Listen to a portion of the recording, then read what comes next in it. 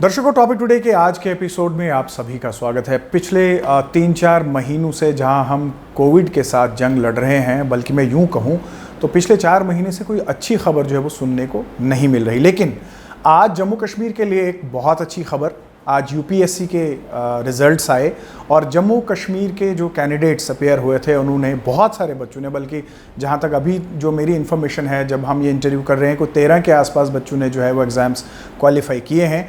और ऐसे ही एक कैंडिडेट के साथ जो कि अब यूपीएससी जिन्होंने क्वालिफाई किया है उनके साथ हम बैठे हैं। मेरे साथ हैं डॉक्टर असरार अहमद किचलू, जिनका रैंक 248 थे। डॉक्टर साहब, आपका बहुत बहुत स्वागत प्रोग्राम में, और सबसे पहले बहुत बड़ा मुबारक आपको। Thank you so much sir. UPSC के एग्ज़ाम्स जो हैं वो क्वालिफाई किए।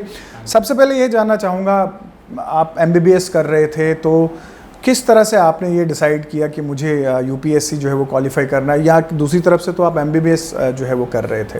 जी सर, एक्चुअली मेरा जो प्रेपरेटरी फेज़ था, जो मेरा ग्रेजुएशन का टाइम था, उन 5 इयर्स में जो मेरे 4 प्रोफेशनल्स थे उसमें तो मेरा डिसीजन नहीं था। मेरा फाइनल ईयर तक यही था कि I wanted to go into surgery और orthopaedics.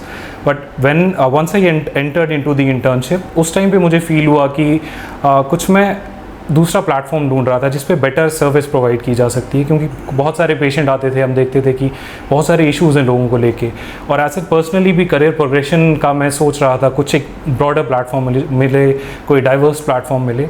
Then I stumbled upon the civil services. मेरा इंटर्नशिप था, उसी में मैंने प्रिपरेशन स्टार्ट किया था। तो 2016 से I been preparing for this civil services.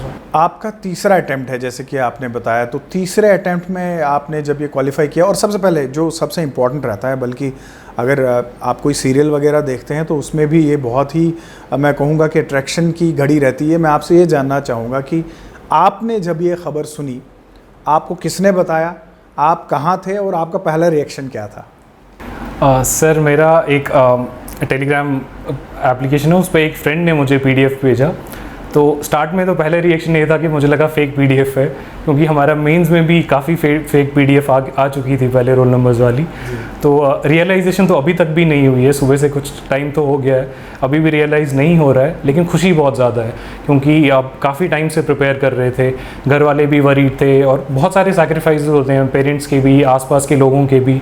तो आई एम वेरी हैप्पी कि अब थोड़ा बहुत रियलाइजेशन होना स्टार्ट हुआ है। I am very happy with whatever I have gained through it. Asrar, ये प्राउड मोमेंट है, खासकर जम्मू कश्मीर के लिए तो है ही, लेकिन चूँकि हम लोग जो है वो चिनाब वैली से बिलोंग करते हैं, वहाँ के लिए बहुत प्राउड मोमेंट है। मैं आपकी फैमिली बैकग्राउंड जानना चाहता हूँ कि आप भद्रवाह में कहाँ से हैं, फैमिली बैकग्राउंड क्या है? सर, मैं जो हमारा दादी हाल है वो भद्रवाह में जो मस्जिद मोहल्ला है, जामा मस्जिद, उसके पास में ही हम रहते हैं। लेकिन मेरी बेसिक स्कूलिंग जो मेरी हुई है वो जम्मू में ही हुई है। मैं I have studied in Saint Peter's in Jammu only. तो खुशी बहुत है जम्मू डिवीज़न के लिए, अपनी डिस्ट्रिक्ट के लिए, क्योंकि काफ़ी कम लोग हैं। चिनाब वैली से पिछले कुछ टाइम से कुछ लोग आ रहे हैं, सरिश मैम हैं, अभिषेक सर हैं, काफ़ी लोग हैं जी, विमर्श आर्यन हैं, विमर्श सर हैं जी। बट डोडा डिस्ट्रिक्ट से अभी भी कम लोग आ रहे हैं। तो आई एम वेरी हैप्पी कि अब लोगों को लगेगा कि दिस इज़ पॉसिबल। अभी ऐसा है कि कुछ लोग आ रहे हैं, और जब भी कुछ और लोग आते हैं, मुझे याद है लास्ट टाइम भी जब सरिश मैम आए थे उस टाइम भी ये फील हुआ था कि कुछ लोग आ सकते हैं। सिमिलरली फ्रॉम मेडिकल प्रोफेशन, जब शाह फैसल सर का क्लियर हुआ था उस टाइम लगा था कि डॉक्टर्स भी सिविल सर्वेंट्स बन सकते हैं।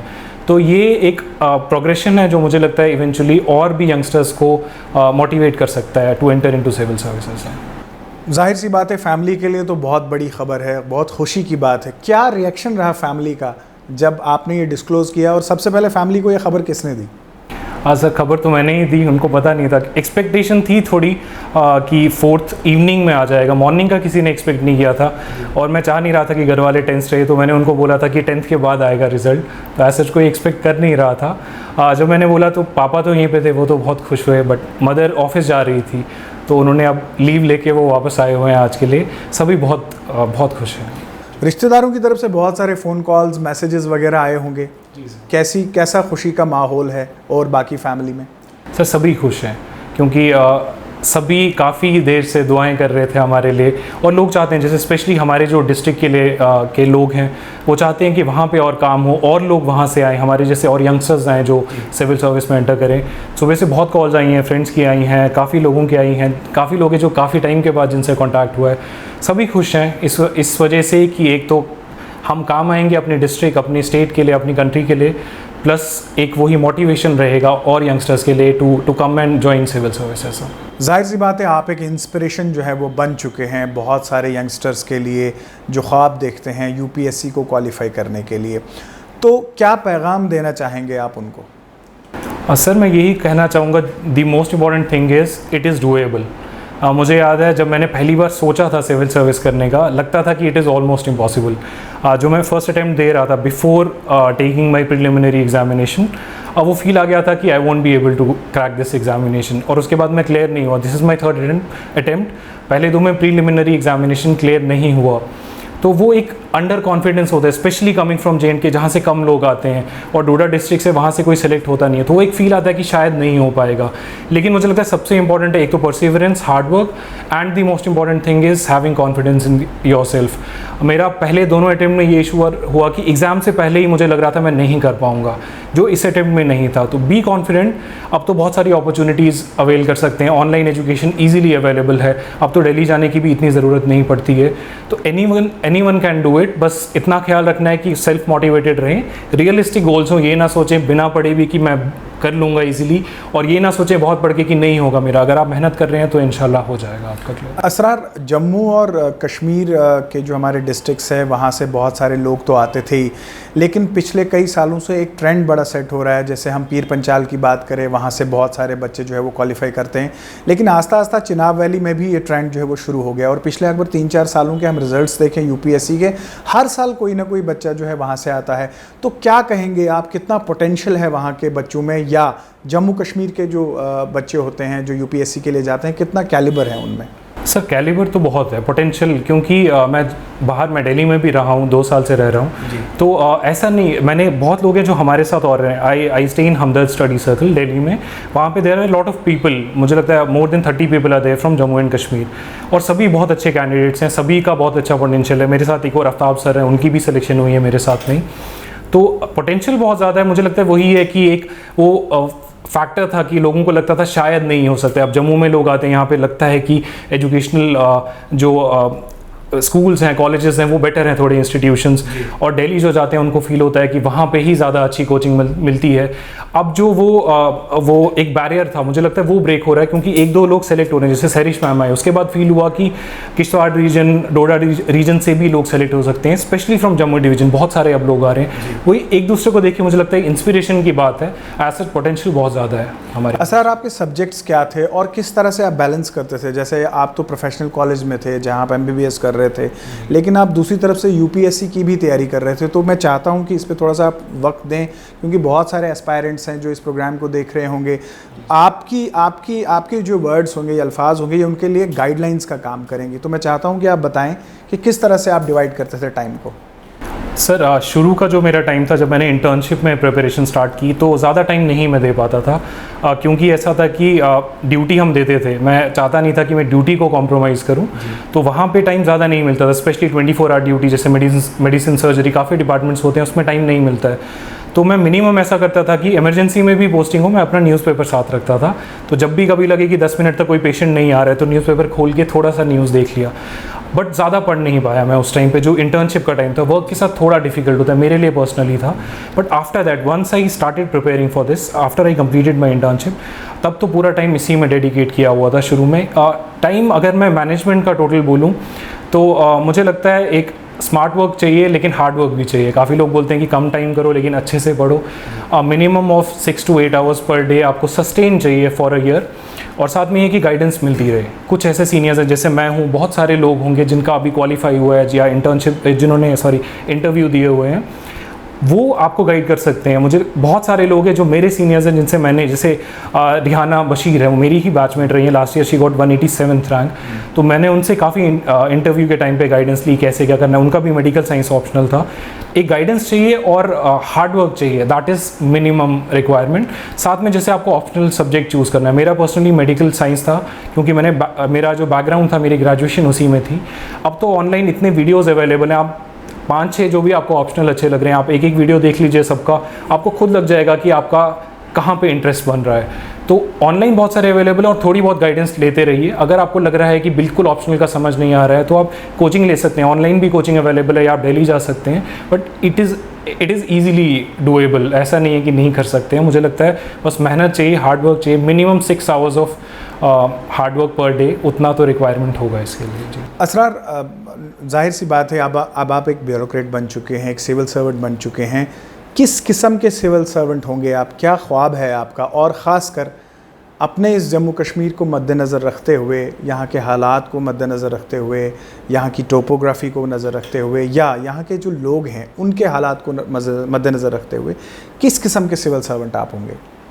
सर, इंटेंशन तो यही है कि लोगों को सर्व करें जितना कर सकते हैं, खासकर जो लोअर सोशो इकोनॉमिक स्टेटस के लोग हैं, जो रिमोट एरियाज़ में लोग हैं। जैसे अभी मेरा इंटरव्यू हो रहा था तो वहाँ पे उन्होंने यही मुझसे क्वेश्चन पूछा था कि आप जो रिमोट एरियाज़ हैं, डोडा डिस्ट्रिक्ट के रिमोट एरियाज़, हिली एरियाज़ हैं, वहाँ पे कैसे सर्व करेंगे।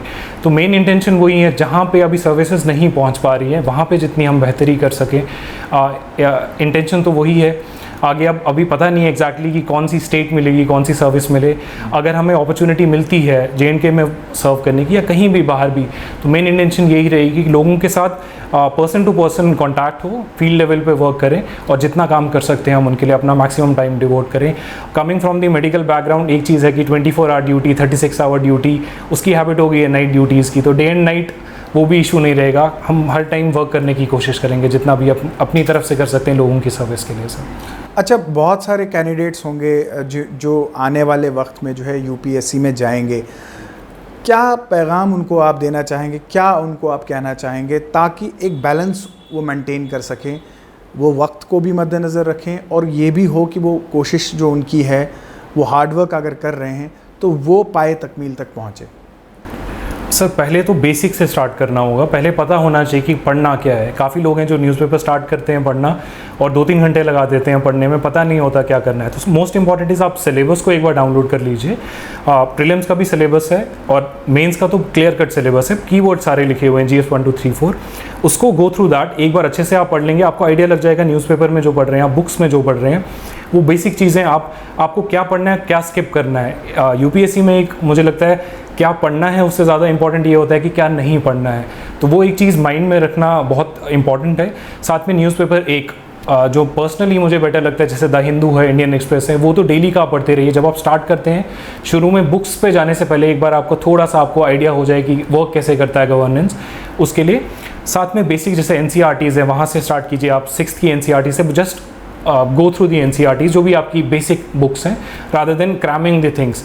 बस बेसिक एक अंडरस्टैंडिंग होनी चाहिए और गाइडेंस होना चाहिए। मैं यही बोलूँगा कि ऑनलाइन बहुत सारे ऐसे हमारे सीनियर्स हैं जो गाइड करते रहते हैं कि कौन सी चीज़ें पढ़नी है, कौन सी नहीं करनी है। Go through those videos, YouTube पे ample number of videos are available, वो पढ़ते रहिए। साथ में टाइम मैनेजमेंट यही होगा कि मिनिमम 6 आवर्स ऑफ प्रिपरेशन, लेकिन वो स्मार्ट स्टडी होनी चाहिए। उस टाइम पे एक चीज़ जो मैंने पर्सनली मुझे लगता है थोड़ा वर्क किया है कि थोड़ा सा लोगों से आपको दूर होना पड़ता है। बहुत सारे मेरे फ्रेंड्स हैं जिनसे मैंने 2-3 साल से बात नहीं की है अच्छे से, ऑल्दो कट ऑफ नहीं होना चाहिए, बट थोड़ा सा आपको सोशल जो लाइफ है उससे थोड़ा सा आपको साइड पे होना पड़ेगा। फेसबुक है, व्हाट्सएप है, मैंने सब कुछ अनइंस्टॉल किया हुआ था।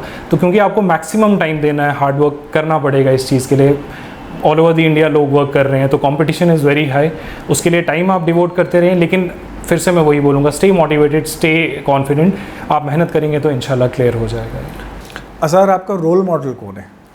सर, जब मैंने प्रिपरेशन स्टार्ट करने से पहले सोचा था, it was doctor Shah Faisal, क्योंकि फर्स्ट रैंक आया था उनका, coming from Jammu and Kashmir, being a doctor, तो रोल मॉडल शुरू से वही रहे हैं। उसके बाद अतहर सर भी थे, सैरिश मैम है, बहुत सारे लोग हैं जिनके साथ बात होती रही है। लास्ट ईयर जब रेहाना बशीर उनकी सिलेक्शन हुई, उसके बाद मैंने उनसे बात भी की।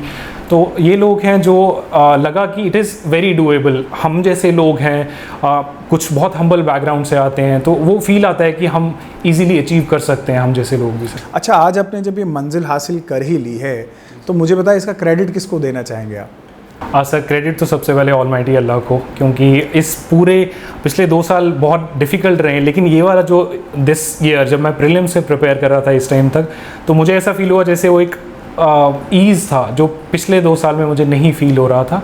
Plus my parents, for sure, my parents, my sister, my family, my to be wife, और मेरे फ्रेंड्स हैं बहुत सारे जिन्होंने बहुत ज़्यादा मेरे लिए प्रे किया हुआ है। अमित हैं, अदील हैं, और बहुत सारे फ्रेंड्स हैं जो मोटिवेट करते रहे। काफ़ी बार ऐसा खुद को लगता था कि क्लियर नहीं होगा, लेकिन लोग बोलते थे कि पता है हमें कि तो कर लेगा क्लियर।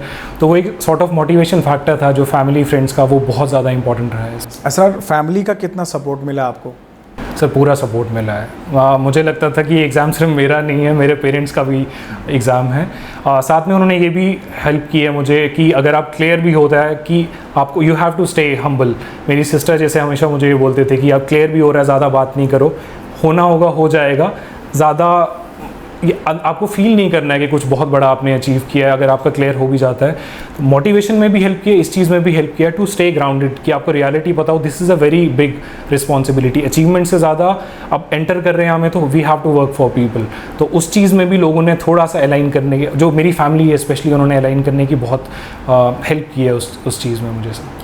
असरार, हमारी बेस्ट विशेज़ आपके साथ हैं और आपको यूपीएससी क्वालिफाई करने की बहुत बहुत मुबारकबाद। और आइंदा वक्त में जब आप एक ब्यूरोक्रेट बनते हैं तो हम यही दुआ करते हैं कि आप लोगों की खिदमत करें, और जो ख्वाब आपने देखा है लोगों की खिदमत करने का, वो ख्वाब जो है वो पूरा हो जाए। बहुत बहुत शुक्रिया सर।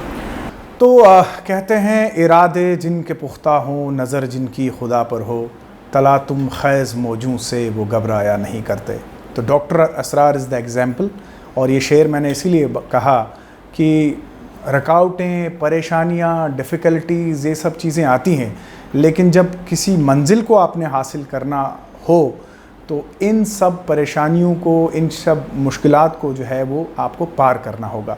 और उसकी एक जीती जागती ज़िंदा मिसाल हमारे सामने डॉक्टर असरार, जिन्होंने एक सपना देखा था यूपीएससी क्वालिफाई करने का, और आज वो कामयाब हो गए। टॉपिक टुडे कि आज के अंक में बस इतना ही। फिर होगी आपसे मुलाकात। इजाज़त दीजिए, आदाब।